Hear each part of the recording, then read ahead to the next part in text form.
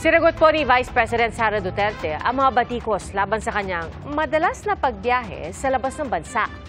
Bukas din daw siyang sagutin ang mga alegasyong nakapaloob sa impeachment complaint sa tamang venue. Saksi, si Argel Relator ng GMA Regional TV.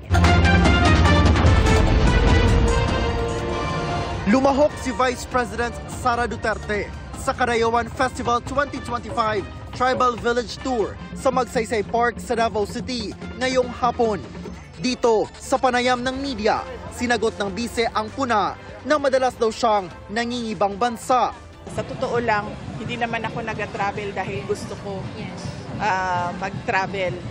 Nagda-travel ako, lumalabas ako ng bansa dahil frustrated na ang Filipino communities abroad sa nangyayari dito sa ating bayan. At pangalawa, bumibisita ako sa tatay ko na nakakulong.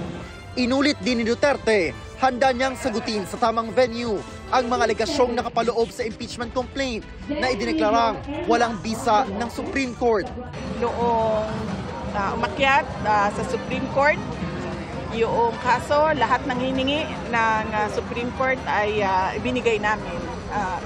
Doon sa mga tamang forum at sa tamang venue, bibigay kami ng saktong sagot at nagbibigay kami ng explanation ng mga accusations.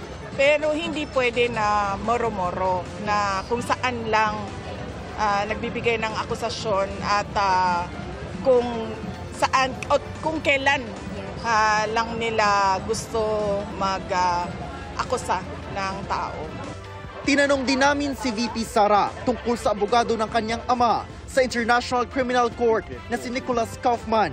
Ang tugon noon ni Kaufman, ang bise bilang isang abogado, ang kwalipikadong maghusga tungkol sa kanyang trabaho bilang defense counsel ni dating Pangulong Rodrigo Duterte.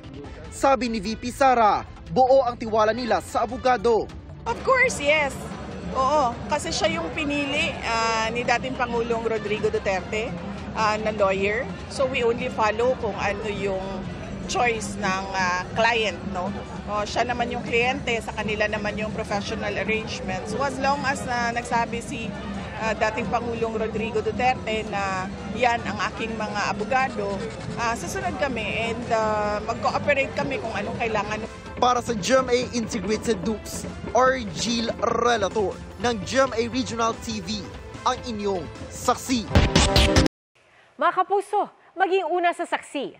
Mag-subscribe sa GMA Integrated News sa YouTube para sa iba't ibang balita.